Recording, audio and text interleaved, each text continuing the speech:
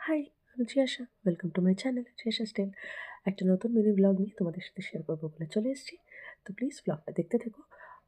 তো কলকাতা ঘুরে ঘুরে আমরা এতই বোর হয়ে গেছি, তো উইকেন্ডে ভাবলাম কি করা যায়।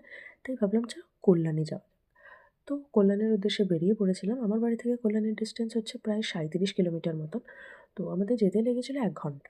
তো বাড়ি থেকে বেরিয়ে চা খেয়ে কল্যাণীর উদ্দেশ্যে রওনা দিলাম। আমি শুনেছি কল্যাণী জায়গাটা ভীষণ সুন্দর আর সাজানো গোছানো। তোমরা যারা কল্যাণী থেকে ব্লগটা দেখছো প্লিজ কমেন্ট করতে ভুলো না কিন্তু। তো কল্যাণী পৌঁছে এই ক্যাফেটা খুঁজে পেয়েছিলাম, চায়ে আড্ডা বলে। এই ক্যাফেটা ভীষণ সুন্দর সাজানো গোছানো একটা ছোট্ট ক্যাফে ছিল। ক্যাফেতে গিয়ে অর্ডার করেছিলাম একটা কফি, একটা চা, একটা চিজ অমলেট আর একটা এগ ম্যাগি। তো এইসব খেয়ে সামনেই দেখলাম ফুচকাপাড়া আছে। তো ফুচকাপাড়া না গেলে হয়, এই ত্রিনয়নী ফুচকা স্টলের সামনে দাঁড়িয়ে কাকিকে বললাম আলু মাখতে। তো কাকি বললো একটু টাইম লাগবে। তো আমাদেরকে ফ্রিতে এই পাপড়িগুলো খেতে দিয়েছিল। কলকাতায় ফুচকা খাওয়ার পর ফাউ চাইলেই কীভাবে কাকুগুলো তাকিয়ে থাকে, তাই না? আর এখানে 10 টাকায় 10টা ফুচকা দেয়, তার উপর অতগুলো ফ্রি পাপড়ি। Can you imagine? তো যাই হোক, খেয়ে দিয়ে পেট পুজো করে বাড়ির পথে রওনা দিলাম।